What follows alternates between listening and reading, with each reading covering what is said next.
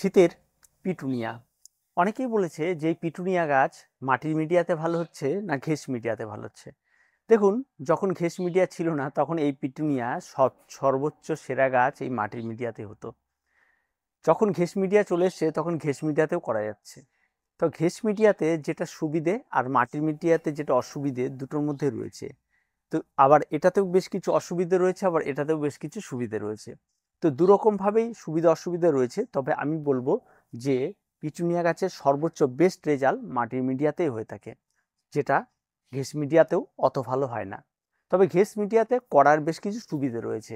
এটা প্রথম কথা হচ্ছে মাটির মিডিয়া। মাটিতে বর্তমানে ক্রয় করতে গেলে, মাটি তৈরি করতে হলে সেটাও যেমন দাম, তার চেয়ে কিন্তু ডবল দাম পড়ে ঘেঁষে কিন্তু তার ডবল দাম পড়ে।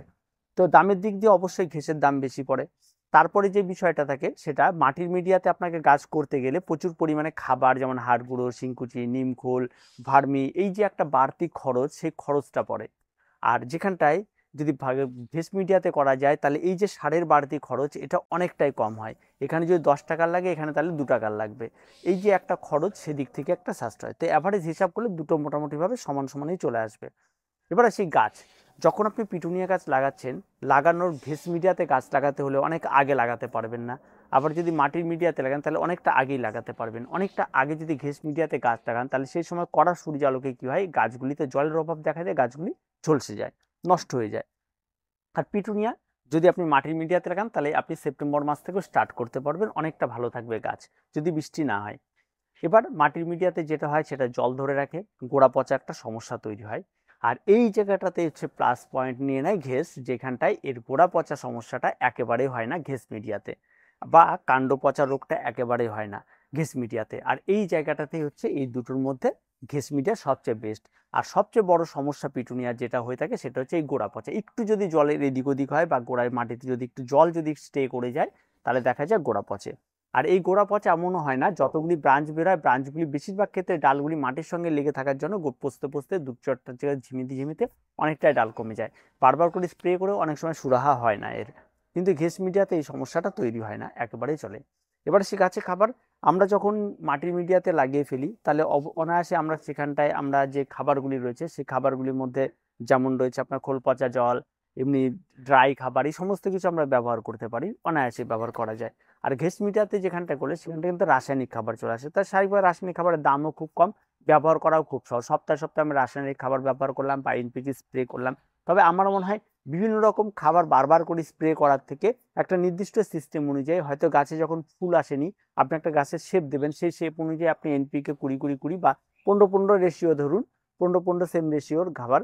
এই 15-15 গাছের জন্য অনেক ভালো, যেটা সুফল আমরা বলি, সেটা এই সমস্ত গাছের জন্য বেড়ে ওঠার জন্য যে পরিমাণটা থাকে সেটা ভালো।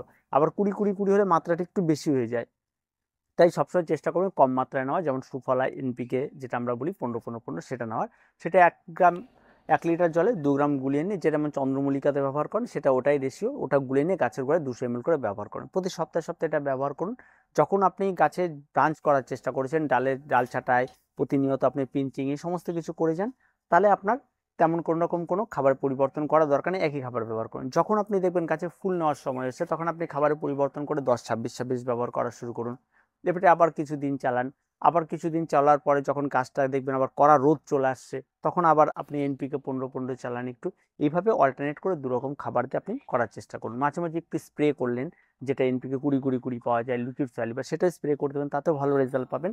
তো এই কাজগুলি আপনাকে করতে হবে ঘেঁস মিডিয়াতে, যেটা মাটির মিডিয়াতে তার থেকে বেশি অনেক পরিশ্রম করতে। মাটির মিডিয়াতে অনেক ঘাস জন্মায়, সে ঘাস তোলো, নিড়ানি দাও, এই সমস্যাগুলি তৈরি হয়, কিন্তু এটা হয় না। কিন্তু এই যে সময়টা চলছে নভেম্বর মাস, এই নভেম্বর মাসে কিন্তু আপনি ঘেঁস মিডিয়াতে আপনি চন্দ্রমল্লিকা করতে পারবেন।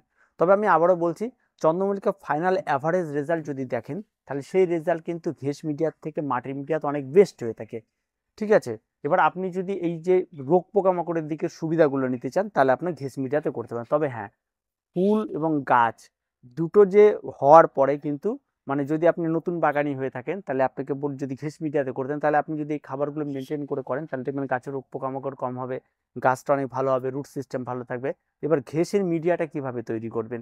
ঘেঁস মিডিয়া যখন তৈরি করবেন তখন ঠিক ইনডোর প্ল্যান্টে যেমন মিডিয়া তৈরি করেন, যে 70% ঘেঁস আর তার সঙ্গে আপনি 30% কম্পোস্ট, এই কম্পোস্টের মধ্যে আপনি হাড় গুঁড়ো নিতে পারেন, শিংকুচি নিতে পারেন, নিমখোল নিতে পারেন, সব কিছু একটা মিক্স তৈরি করবেন আর তার সঙ্গে ভার্মি কম্পোস্ট একটা 10% দিলেন আর ভার্মি কম্পোস্ট দিলেন কিছুটা, দিয়ে একটা মিক্সচার তৈরি করে নিলেন। এখানে বালি টালি কিছু ব্যবহার করতে পারেন, তাহলে কি হয় আপনাকে প্রতিনিয়ত যে জলের অভাবটা দেখা দেয় সেই জলের অভাবটা অনেকটা কম, কারণ ভার্মি কম্পোস্ট এই সমস্ত মাটি একটু জল ধরে, ফলে নিচের থেকে হালকা রোদ বা কোনো কিছু লাগে, নিচের যে জলটা থাকে সেই জলটা বাষ্পীভূত হয়ে উপরের দিকে উঠলে তখনই শিকড় অনেকটা ভেজা ভেজা বা ময়েশ্চারটা থেকে যায়, ফলে গাছগুলো ভালো থাকে, এই ব্যাপারটা থাকে। আর তেমন কোনো কিছু থাকে না, মিডিয়াটা ঠিক এইভাবেই তৈরি করে নিতে হবে। আর চারা প্রতিস্থাপন প্রথম দিন থেকে সেট চারা আপনাকে ক্রয় করতে হবে, সিঙ্গেল হোক ডাবল হোক যে কোনো কিছু ঘেঁষ মিডিয়াতে আপনারা করতে পারেন, তাতে কোনো রকম কোনো অসুবিধা নির্দ্বিধায়। আমি এবছর বেশিরভাগ গাছই ঘেঁষ মিডিয়াতে করেছি শীতের সমস্ত গাছ, কারণ আমরা অনেক রকম মিডিয়াতে গাছ করার চেষ্টা করি, টেস্ট চলে যে কোন কোন গাছ ভালো হচ্ছে কোন কোন গাছ খারাপ হচ্ছে। এবার যেমন ঘেঁষ মিডিয়াতে লাগিয়ে দেওয়ার পর কোনো গাছেরই আপডেট আপনাদের দিইনি, চলছে পরিচর্যা চলছে, এগুলি চলুক, যদি ভালো কিছু হয় তাহলে অবশ্যই আপনাদের জানাবো, আর তার আগে পর্যন্ত অবশ্যই। তবে ঘেঁষ মিডিয়াতে হয় ভালো, খারাপ হয় না, তবে সেগুলিকে মাটির মিডিয়ার মতো করার হচ্ছে কি না তার থেকে ওর বেস্ট হচ্ছে সেগুলির জন্য অপেক্ষায় আছি, তো সেগুলো হলে অবশ্যই জানাবো। তবে পিটুনিয়ার ক্ষেত্রে আপনারা আমার মনে হয় ঘেঁষ মিডিয়াতে করা যাবে, কোনো অসুবিধা নেই, আপনারা অনায়াসেই করতে পারেন, গাছ ভালো হয়, পিটুনিয়া খারাপ হয় না, ডবল হোক সিঙ্গেল হোক। তবে ঘেঁষ মিডিয়াতে করলে রোগ পোকামাকড় একটু কম হয়, মাটির মিডিয়াতে করলে এই জলের একটা ঝামেলা আর রোগ পোকামাকড়ের একটা ঝামেলা বেশি হয়, গোড়া পচা একটা সমস্যা বেশি হয়, আর এখানটা সেটা হয় না, এই হচ্ছে প্লাস পয়েন্ট। তো দুটোর ক্ষেত্রে খরচা মোটামুটি এখন সেমই পড়ে যাচ্ছে, একটু কম বেশি হয়তো হতে পারে। আর এদিকে যদি সারের খরচা বেশি লাগে, মাটির খরচা কম হয়, সারের খরচা বেশি হয়, এদিকে আবার ঘেঁষের খরচার বিষয় অ্যাভারেজ সমান সমানই পড়ে যাবে। আর যদি বেশি করে ঘেঁষ নিতে পারেন তাহলে অনেকটাই কম হয়। তো আমরা কোনো কিছু আমাদের চ্যানেলে বিক্রি বা কোনো কিছু করি না, আমরা জাস্ট আপনাদের অ্যাডভাইস দিয়ে থাকি যে কোনটা করলে আপনাদের নতুন বাগানীদের ভালো হবে, এই সমস্ত কিছুই। তো আজকে পর্যন্ত, দেখা হচ্ছে পরবর্তী ভিডিওতে। প্রত্যেকে ভালো থাকবেন, প্রত্যেকে সুস্থ থাকবেন, চ্যানেলটিকে অবশ্যই সাবস্ক্রাইব করে রাখবেন।